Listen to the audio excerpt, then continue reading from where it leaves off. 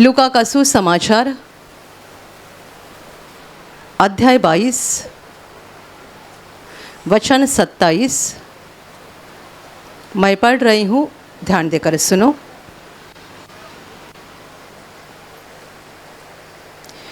क्योंकि बड़ा कौन है, वह जो भोजन पर बैठा है या वह जो सेवा करता है?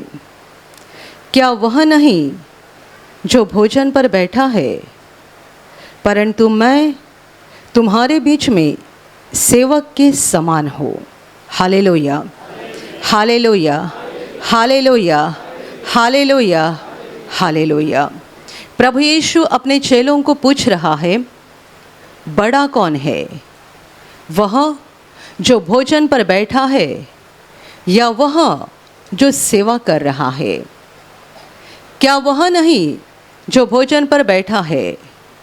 परंतु मैं तुम्हारे बीच में एक सेवक के समान हूँ। Hallelujah, hallelujah, hallelujah. प्रभु यीशु के चेले आपस में इस बात पर बहस कर रहे थे कि हम सबों में बड़ा कौन है। यीशु के 12 चेले थे और हर एक को लगता था कि मैं ज़्यादा बड़ा हूँ, इन 12 में मैं ज़्यादा इम्पोर्टेंट हूँ, महत्वपूर्ण हूँ, बड़ा हूँ। प्रभु ने उस बात को सुना, देखा कि मेरे चेलों का आपस में क्या चल रहा है। ये आपस में ये बातचीत कर रहे हैं कि हम में बड़ा कौन है।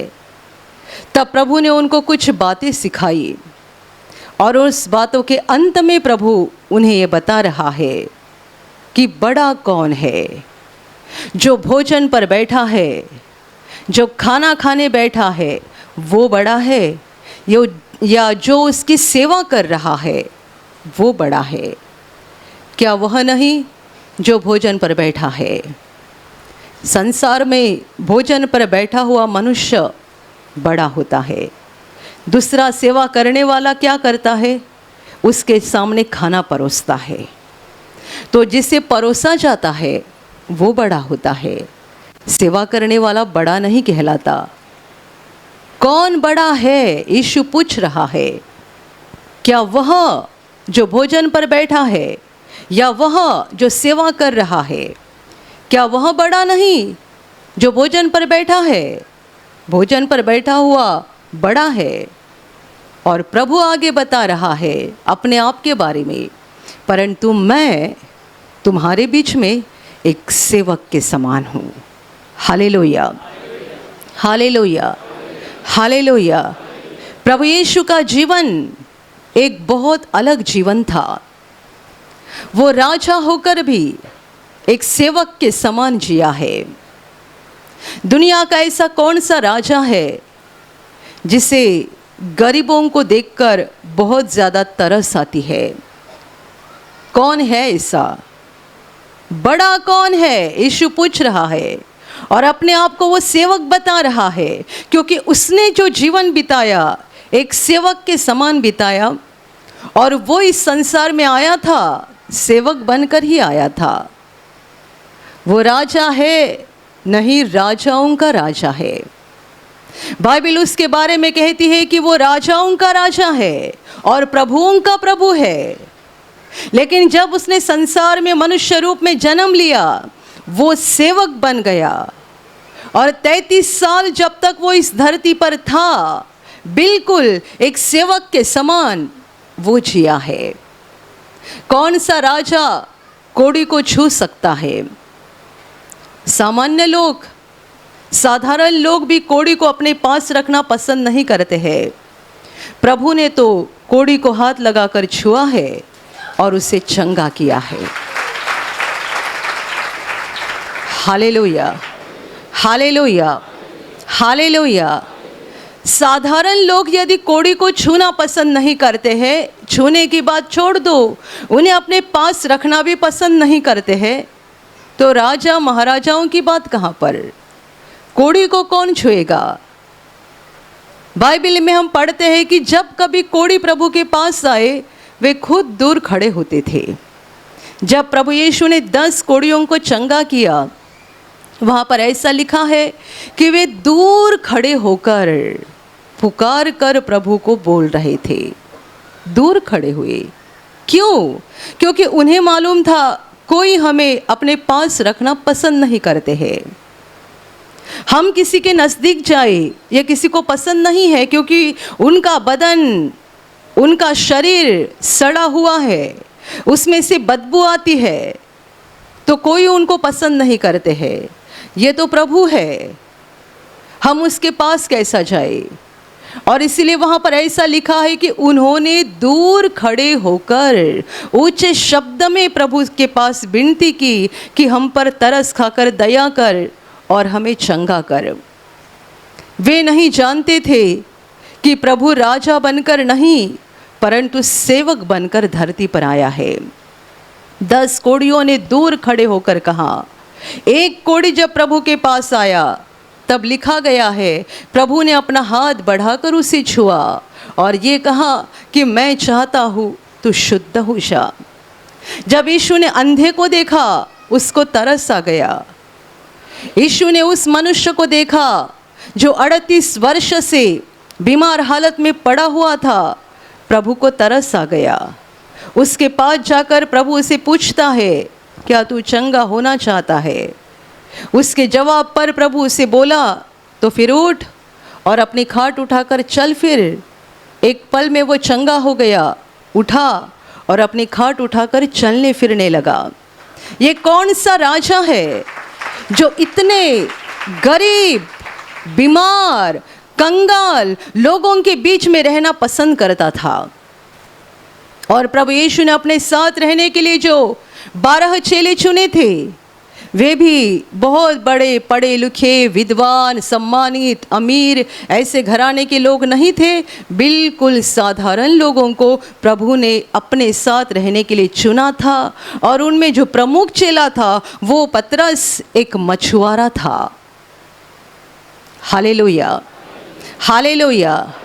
प्रभु क्या बताना चाहता है? भोजन पर बैठा हुआ बड़ा है, लेकिन मैं तुम्हारे बीच में एक सेवक के समान हूं।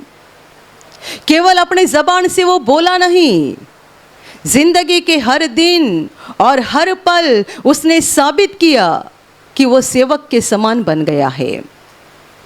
अंधों के पास गया, उनकी आंखें खोली। कोढ़ियों के पास गया, उनको शुद्ध कर दिया।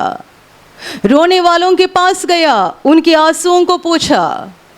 गरीबों के बीच में रहा, साधारण लोगों के बीच में रहा, और पापी लोग जिनसे बात करना भी कोई पसंद नहीं करते थे, उनसे भी वो बातें करता था बड़े प्यार से। बाइबल में एक घटना लिखी है, जब प्रभु यीशु मसीहा एक कुआं पर बैठा हुआ था और वो अकेला था वहाँ पर, क्योंकि उसके चेले पास के गांव में भोजन खरीदने के लिए गए थे। तब वहाँ पर एक औरत आ गई उस कुआं का पानी भरने के लिए। वो सामरी औरत थी, एक पापी औरत थी, निचले जात की औरत और पापी औरत। वो वहाँ पानी भरने के लिए आ गई। तब प्रभु ने उससे कहा मुझे पानी पिला। वो बड़ी अचंभित हो गई, ये कैसा मनुष्य है जो मेरे बारे में जानता नहीं है? मैं गांव के बाहर कुआं पर पानी क्यों लेने आई हूँ? गांव की कुआं में मुझे पानी लेने की इजाज़त नहीं है। मैं कैसी औरत हूँ क्या ये जानता नहीं है? गांव में कुआं पड़ी है पर वहाँ उसको पानी लेने की इजाज़त नहीं थी। वो गांव के बाहर पानी लेने के लिए आई थी और वो सामरी थी। प्रभु यीशु मसीह यहूदी था, तो यहूदी लोग सामरियों के साथ किसी प्रकार की बात या व्यवहार नहीं रखते थे। जब प्रभु ने उससे कहा मुझे पानी पिला, तब उस औरत को बड़ा अचंभा हुआ। ये कैसा मनुष्य है जो मुझसे बात करता है? उसने सवाल किया तू मेरे पास पानी कैसा मांग सकता है? यहूदी सामरियों के साथ किसी प्रकार का व्यवहार नहीं करते हैं, किसी प्रकार का संबंध नहीं रखते हैं, और तू मेरे पास पानी क्यों मांग रहा है? प्रभु ने उसके साथ आगे बहुत बातें की और सब होने के बाद उसने जाना ये मनुष्य नहीं है, ये मसीहा है, ये परमेश्वर का पुत्र है। और उसने जाकर गांव वालों को बुलाया, चलो गांव के बाहर कुआं पर एक मनुष्य बैठा है। मेरे जिंदगी के पापों को उसने बता दिया। क्या वही मसीहा होगा? लोग भी आए, लोगों ने प्रभु के कामों को देखा, वचनों को सुना और फिर उन्होंने भी विश्वास किया कि यही संसार का उद्धार करता है और यही परमेश्वर का पुत्र मसीहा है। हालेलुया। प्रभु कैसे लोगों के साथ बातें करता था, कैसे लोगों के बीच रहता था। लिखा गया है कि एक बार प्रभु यीशु मसीह एक फरीसी के घर खाना खाने बैठा था। जब उस गांव की एक पापी स्त्री ने सुना कि यीशु ऐसे ऐसे मनुष्य के घर में भोजन पे बैठा है, वो वहां पर गई। वो प्रभु के चरणों के पास खड़ी हो गई, रोने लगी और उसने अपने आंसुओं के द्वारा प्रभु के पाँवों को धोया, अपने बालों से प्रभु के पाँवों को पोंछा। जब ये सब चल रहा था, फरीसी मन में कुड़कुड़ाने लगे। वहाँ मौजूद बाकी सारे लोग अपने मन में कुड़कुड़ाने लगे, ये क्या चल रहा है? ये तो इस गांव की पापी औरत है, कोई इससे बात नहीं करते हैं।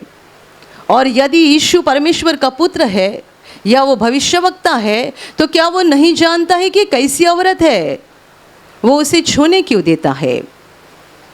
प्रभु ने उनके मन के विचारों को जाना, उस पर उनको जवाब दिया और फिर उसकी ओर मुड़कर कहा, उसने बहुत प्रेम किया है, इसलिए जितने पाप उसने किए हैं सब पापों की उसको क्षमा मिल गई है।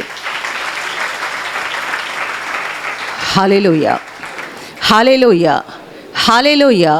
प्रभु यीशु के जीवन के बारे में पढ़ो, सोचो, तब जानोगे कि वो एक सेवक बन गया था। राजा के समान वो इस धरती पर नहीं रहा। यीशु कहता है कि मैं तुम्हारे बीच में एक सेवक के समान हूं। व्यभिचारी औरत को प्रभु यीशु के पास लाया गया। लोग उसको पत्थर वहां करके मार डालना चाहते थे, क्योंकि उनके पास मूसा की व्यवस्था थी और उस व्यवस्था के अनुसार व्यभिचार करने वालों को पत्थर वहां करके मार डाला जाना होता था। ये लोग यीशु को पूछ रहे थे कि उसको हमने पाप करते हुए पकड़ा है, हमारी व्यवस्था हमें ये सिखाती है, तुम्हारा कहना क्या है? वे प्रभु की परीक्षा लेना चाहते थे, क्या ये हमारी व्यवस्था के खिलाफ हमें कुछ सिखाता है? तो प्रभु ने शुरू में कुछ जवाब नहीं दिया, पर लोग पूछते ही रह गए। तो प्रभु उठा और उन्हें कहा, तुम में से जो निष्पाप हो, जिसने कभी पाप न किया हो, वो उसे पहला पत्थर मारिए। प्रभु का वाक्य सुनकर सब लोग वहाँ से निकल गए, कोई नहीं रहा। प्रभु ने अपनी नज़र उठाकर देखा, सब लोग निकल चुके थे, केवल वो औरत बीच में थी, आंसू बहा रही थी, रो रही थी। प्रभु ने उससे कहा, क्या तुझे किसी ने दंड नहीं किया? वो कहती है, नहीं प्रभु जी। यीशु कहता है, जा, अब से पाप मत कर, मैं भी तुझे दंड नहीं देता। Hallelujah, hallelujah, hallelujah. कैसे कैसे लोगों के साथ वो रहा, कैसे कैसे लोगों पर प्रेम किया, कैसे कैसे लोगों पर अनुग्रह किया, कैसे बीमार को चंगा किया, कैसे कोढ़ियों को शुद्ध किया, कैसे लोगों में से दुष्टात्मा निकाले, कैसे पापी मनुष्य को पापों की क्षमा किया। यीशु कहता है, मैं तुम्हारे बीच में सेवक के समान हूँ। Hallelujah, hallelujah. प्रभु यीशु के जीवन के बारे में हमें हमेशा सोचना बहुत ज़रूरी है, क्योंकि हम ऐसे दुर्बल और कमज़ोर लोग हैं, आत्मा में दुर्बल और कमज़ोर लोग हैं कि हम नम्र और लीन तभी बनते हैं जब हमारा जेब खाली रहता है, जब हम गरीब कंगाल होते हैं, बस तभी हमारे अंदर थोड़ी बहुत कुछ नम्रता होती है। जैसे हमारी हालत बदलती जाती है, परिस्थिति बदलती जाती है, हम अपने आप को बुद्धिमानी समझने लगते हैं, अपने आप को बड़े समझने लगते हैं और हमारा बर्ताव बदलते जाता है, चाल चलन बदलते जाता है और जो पहले नम्रता और लीनता हमारे पास थी उसे हम छोड़ देते हैं। Hallelujah, hallelujah, hallelujah. एक मनुष्य जब गरीब रहता है, गरीब, उसका बोलना कैसा रहता है, चाल चलन कैसा रहता है, जब उसकी हालत बदलती जाती है और उसकी परिस्थिति सुधरती है, हाथ में पैसा आता है, खुद का मकान होता है, खुद की गाड़ी होती है, सब अच्छा चलने लगता है, तब उसका चाल चलन और बर्ताव कैसा होता है। मनुष्य बदलते जाते हैं।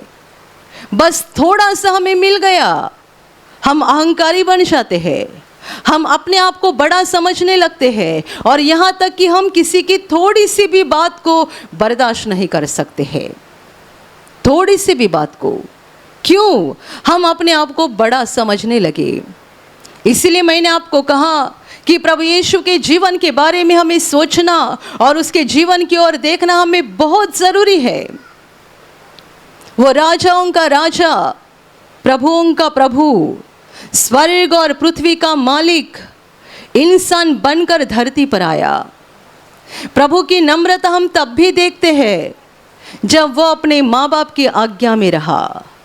बाइबल साफ कहती है वो अपने माँ बाप की आज्ञा में रहा।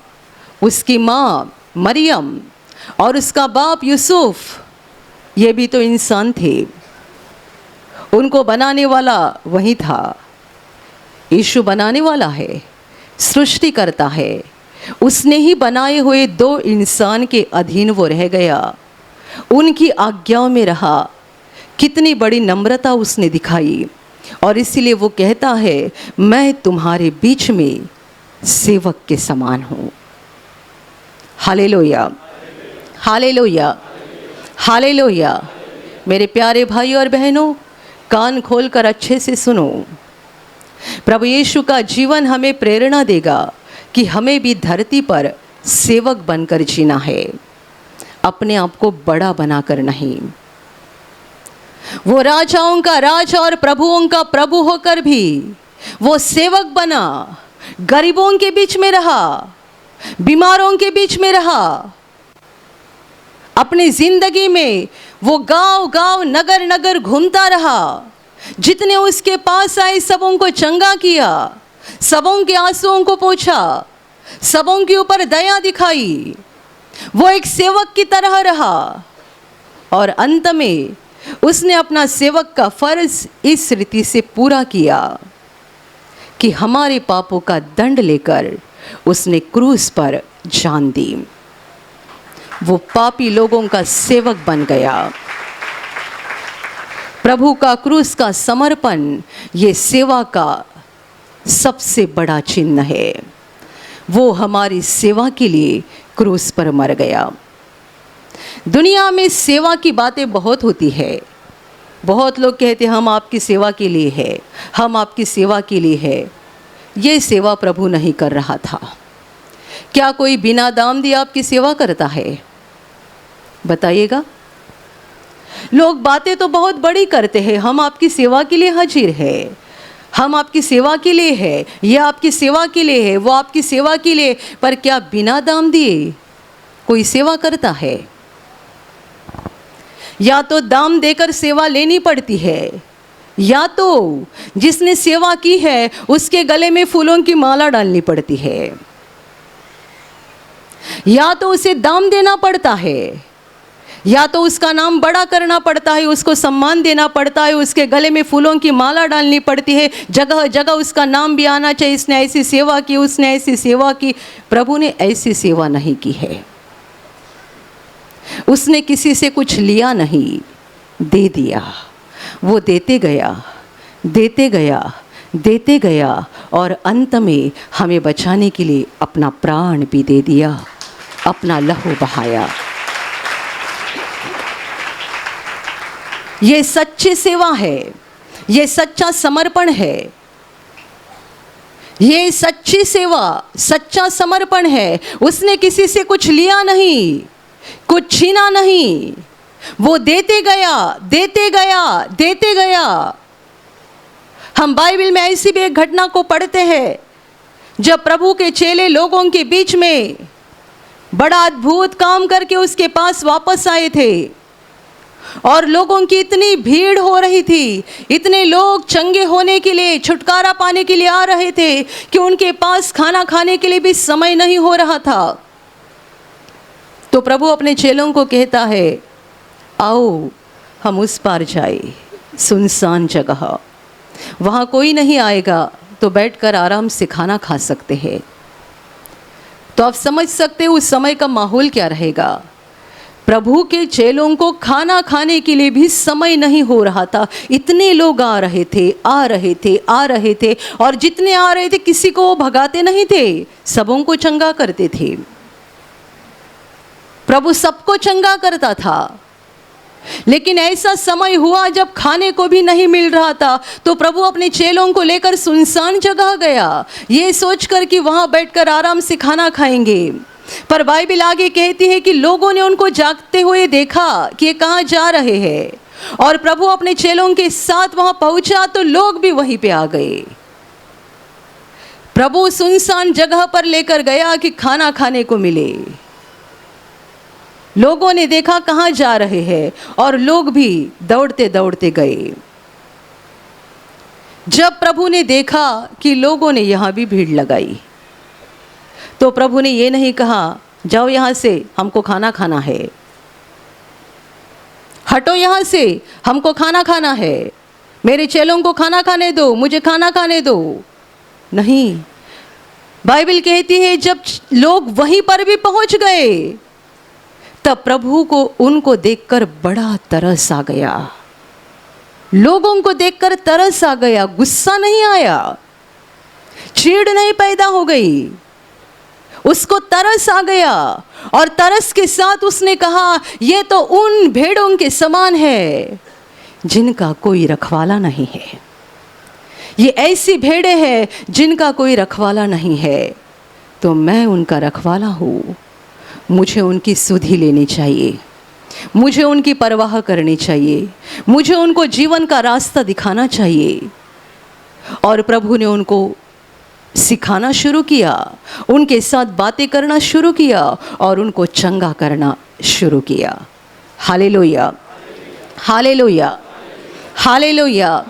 हम हर काम समय देखकर करते हैं।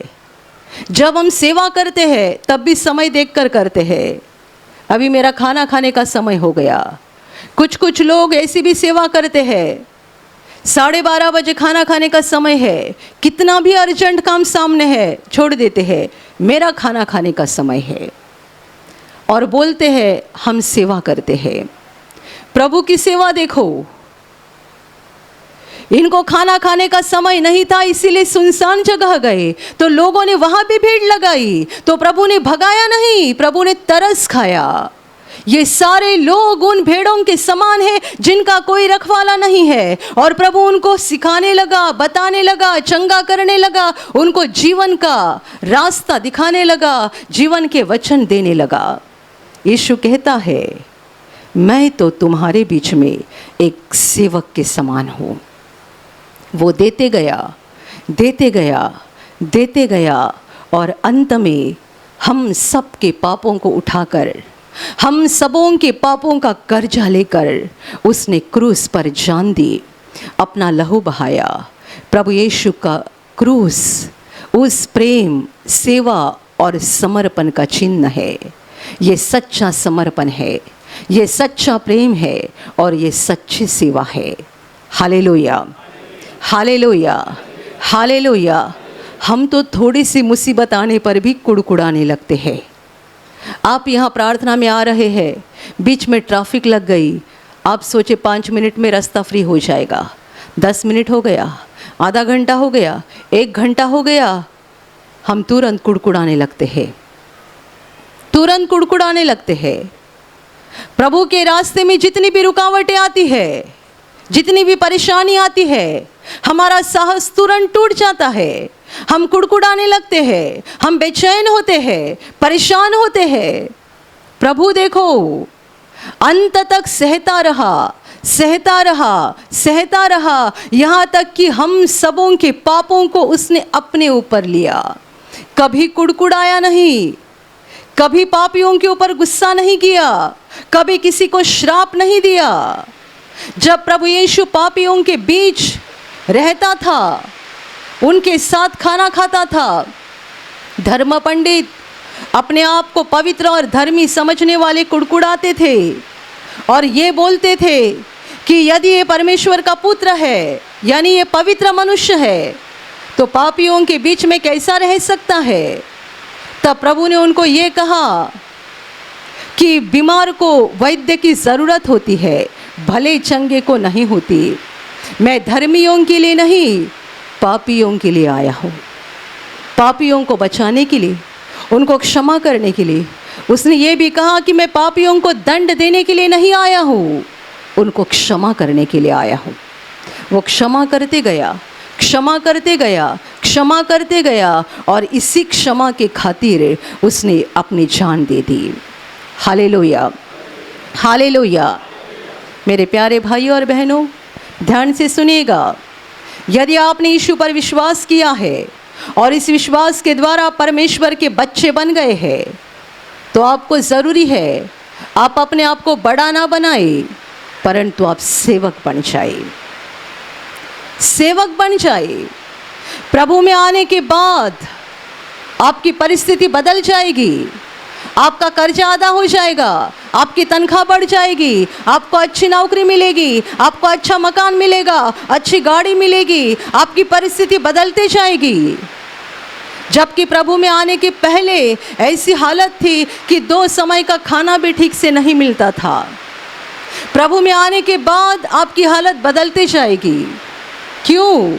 क्योंकि वो आशीषों का दाता है, वो अनुग्रह का दाता है, वो देने वाला परमेश्वर है। जो भी उसके पास विश्वास से आता है, किसी को खाली हाथ नहीं भेजता है, वो देते जाता है, देते जाता है, देते जाता है। और इसलिए जो यीशु के पास आते हैं, उन सबों का जीवन स्वर्ग के आशीषों से भर जाता है। हालेलुया। पर यह आशीष पाने के बाद क्या हमारा चाल चलन, हमारा बर्ताव बदल जाता है? क्या हम अपने आप को बड़े समझने लगते हैं, या हम अपने आप को नम्र बनाकर प्रभु की तरह सेवक बनने लगते हैं? यीशु नहीं चाहता है कि उसके लोग बड़े बन जाए, अपने आप को बड़ा बनाए। यीशु चाहता है उसके लोग उसकी तरह सेवक बन जाए। वो खुद पापियों का सेवक बन गया, पापियों का, वो खुद पापी लोगों का सेवक बन गया। और वो चाहता है जो कोई उस पर विश्वास करते हैं वे भी उसकी तरह सेवक बन जाए, न कि अपने आप को बड़ा बनाए। Hallelujah, hallelujah, hallelujah. तो आज जितने सारे लोगों ने प्रभु से बहुतायत से आशीषों को पाया है, आप अपने आप को सवाल करो, क्या मैं सेवक बन गई हूँ? क्या मैं सेवक बन गया हूँ? यदि मैं बन गया हूँ तो किस रीति से बन गया हूँ, किस रीति से मैंने सेवा की है? हम प्रभु की सेवा करें। प्रभु की सेवा करना यानी मनुष्यों की सेवा करना। ऐसा नहीं कि प्रभु यहाँ आएगा और कुर्सी पे बैठेगा और आप आओगे, उसके पाँव धोगे, उसके गले में फूलों की माला डालोगे। ये नहीं चाहिए प्रभु को। प्रभु आकर यहाँ नहीं बैठेगा कुर्सी पर और आप आकर उसकी सेवा करो, उसके पैर पकड़ो, उसके पैर धो, उसके गले में फूलों की माला डालो। ज़रूरी नहीं है, ये नहीं होगा। यहाँ क्रूस लगा हुआ है, क्या आप क्रूस को फूलों की माला डालोगे? ये प्रभु की सेवा नहीं है। प्रभु की सेवा यानी मनुष्यों की सेवा। Hallelujah, hallelujah. परमेश्वर की सेवा यानी मनुष्यों की सेवा। बाइबल हमें सिखाती है कि प्रभु की सेवा करो। प्रभु क्या चाहता है?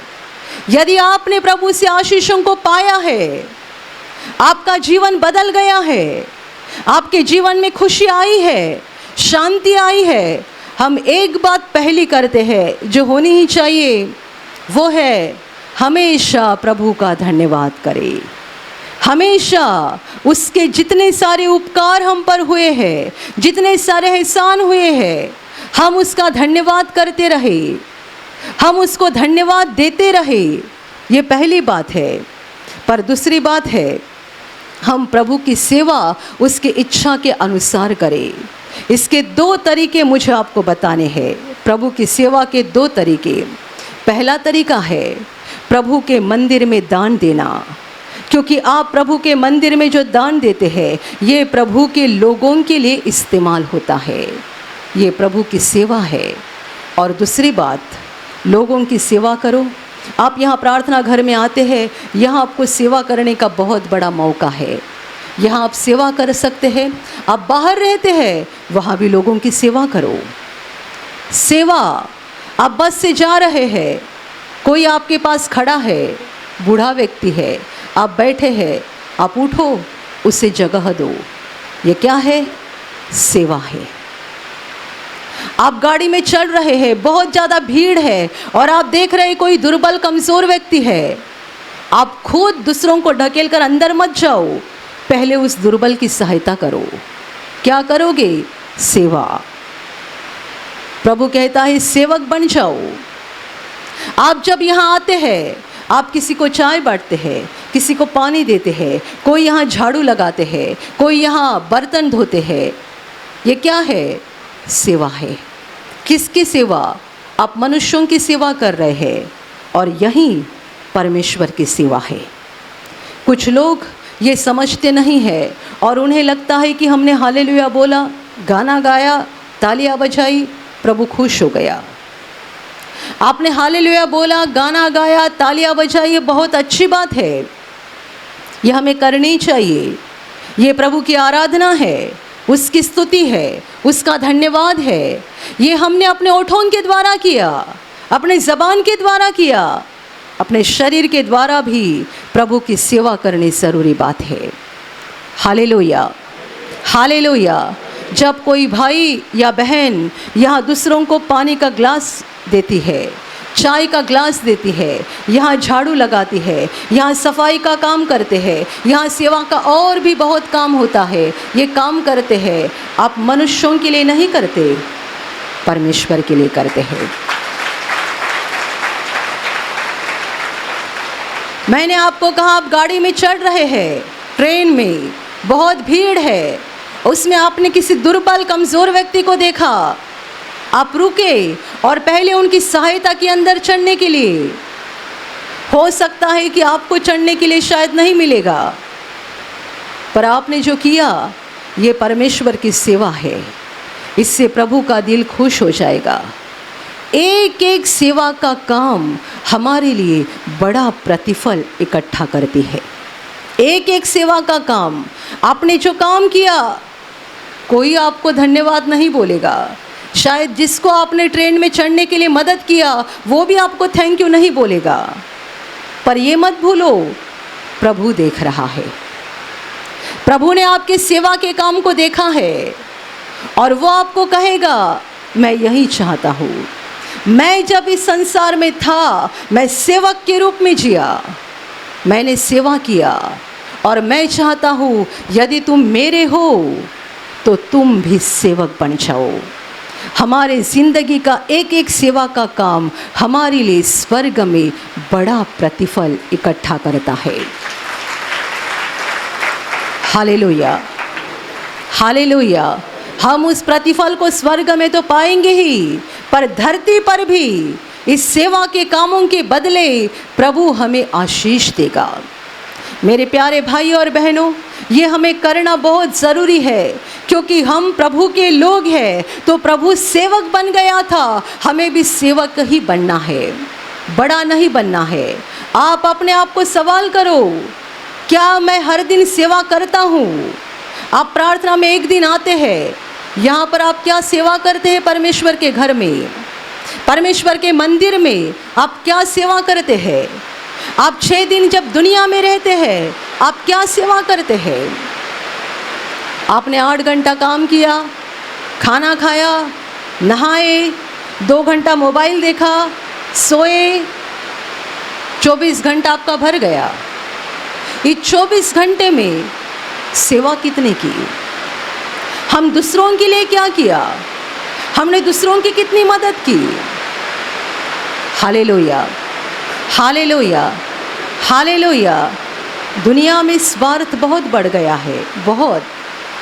आप जिनकी मदद करोगे, आप जिनकी सेवा करोगे, वो शायद आपको थैंक यू नहीं बोलेंगे, आपको धन्यवाद नहीं देंगे, पर उस बात की ओर देखकर आपको नाराज़ नहीं होना है। दुनिया को दिखाने के लिए हमें सेवा नहीं करनी है, हमें सेवा परमेश्वर को दिखाने के लिए करनी है। उसे दिखाओ,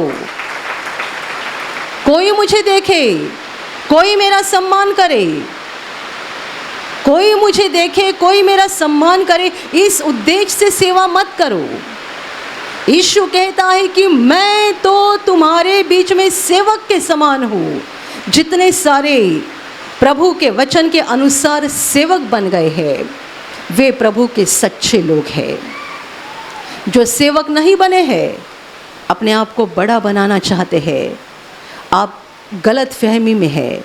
आपको लग रहा है कि हम प्रभु के लोग हैं, पर आप प्रभु के लोग नहीं हैं, क्योंकि प्रभु अपने आप को बड़ा नहीं बना रहा था, और वो ना चाहता है, वो नहीं चाहता है कि हम भी अपने आप को बड़ा बनाए। Hallelujah, hallelujah, hallelujah. आपको किसी के हाथ में चाय का एक कप देने के लिए अपमान लगता है? ऐसा लगता है मैं छोटा बन जाऊंगा, मैं छोटी बन जाऊंगी। आप में ऐसे कोई पढ़े लिखे भाई बहन होंगे या कोई अमीर होंगे। यहाँ गरीब लोग बहुत होते हैं, साधारण और अनपढ़ लोग ज़्यादा रहते हैं। अमीर व्यक्ति, पढ़ी लिखी व्यक्ति एक अनपढ़ व्यक्ति के हाथ में प्रेम से चाय का ग्लास दे रही है, पानी का ग्लास दे रही है, प्रभु के दिल को बड़ी खुशी हो रही है। ये सचमुच सेवक बन गया है। इसने इस बात को जाना है कि सेवक बनना क्या है। इसलिए मैंने प्रवचन में आपको कई बार ये वाक्य दोहराया है, वो राजाओं का राजा और प्रभुओं का प्रभु होकर भी पापियों के बीच में रहा और पापियों की सेवा की। तो हम कौन है? आप बहुत पढ़े लिखे होंगे, बहुत अमीर होंगे, बहुत धनवान होंगे, पर क्या हम यीशु से बड़े हैं? क्या हम उससे बड़े लोग हैं? Hallelujah, hallelujah. बहुत साल पहले की घटना है। केंद्र में एक व्यक्ति को लाया गया था, दूसरे उसके दोस्त ने लाया था। इसलिए लाया था कि उसके बेटे को दुष्टात्मा की परेशानी हुई थी। बेटा अजीब सा बर्ताव करता था और बहुत भयानक हालत बन गई थी। उस मनुष्य का बेटा जो बहुत बुरी हालत में था, मुझे लगता है 11-12 साल का रहेगा, यह उसका इकलौता बेटा था। ये मनुष्य एक धनवान मनुष्य है, बहुत पढ़ा लिखा भी, धनवान भी, इकलौता बेटा, और ऐसी भयानक हालत, स्कूल में पढ़ाई भी नहीं कर सकता था, कितने महीनों से घर ही पर था। उसके लिए माँ बाप ने जगह जगह जाकर बहुत इलाज किए, बहुत पैसा खर्चा किया। बेटा ठीक नहीं हो रहा था, परेशानी बढ़ते जा रही थी। तो उसके एक दोस्त ने कहा, मेरे साथ चलो, मैं तुझे एक प्रार्थना केंद्र दिखाता हूँ। और वो वहाँ लेकर आए, प्रार्थना केंद्र दिखाया और कहा यहाँ पर निवासी शिविर होता है। उस समय 4 दिन का होता था। 4 दिन आप अपने बेटे को लेकर आओ, आप, आपकी पत्नी और बेटा यहाँ पर आप निवासी शिविर में भाग ले लो, आपका बेटा ठीक हो जाएगा। ये भाई ने सवाल किया, ये केंद्र तो ठीक है, पर यहाँ रहने की व्यवस्था नहीं दिख रही है। हम 4 दिन यहाँ पर रहेंगे तो सोएंगे कहाँ पर? उस भाई ने जवाब दिया, वो थोड़े बूढ़े भाई थे, लाने वाले जो थे, उस बूढ़े भाई ने जवाब दिया, इसी प्रार्थना हॉल में आपको रात के समय चटाया तकिया दिया जाएगा, यहाँ पर ही आपको सोना है। ये तो धनवान मनुष्य था और इकलौता बेटा, तो कितना लाडला होगा। ये भाई बोलते हैं, क्या मेरा बेटा यहाँ सोएगा चटाई तकिए के ऊपर? मुमकिन नहीं है, मैं मेरे बेटे को यहाँ नहीं सुला सकता। उस बूढ़े भाई ने जवाब दिया, परमेश्वर के बेटे ने चरनी में जन्म लिया, तो क्या तुम्हारा बेटा उससे बढ़कर है। परमेश्वर के बेटे ने चरनी में जन्म लिया, इतना वो नम्र हो गया। क्या तुम्हारा बेटा उससे बड़ा है? इस वाक्य से उस मनुष्य का मुंह बंद हो गया। सोमवार को अपने बेटे को लेकर आया, पत्नी के साथ शिविर में भाग लिया, और उस पहले ही शिविर में उस बेटे को पूरी तरह से छुटकारा मिल गया और वो चंगा हो गया। Hallelujah, hallelujah, hallelujah. ये जवाब मैं कभी नहीं भूलूंगी। परमेश्वर के बेटे ने चरनी में जन्म लिया, क्या तुम्हारा बेटा उससे बड़ा है? ये भी परमेश्वर का अनुग्रह कि उस भाई ने मान लिया और पहुंच गया अपनी पत्नी और बेटे के साथ परमेश्वर के दरबार में, सोए वहां चटाई के ऊपर। तब जाकर प्रभु का अनुग्रह हो गया और ये बेटा चंगा हो गया। Hallelujah, hallelujah, hallelujah. अपने आप को बड़ा मत बनाओ, हम कुछ भी नहीं है। परमेश्वर के सामने हम कुछ भी नहीं है। और जैसा हम सम्मान परमेश्वर का करते हैं, बिल्कुल वैसा ही मनुष्यों के साथ भी हमने बर्ताव करना चाहिए।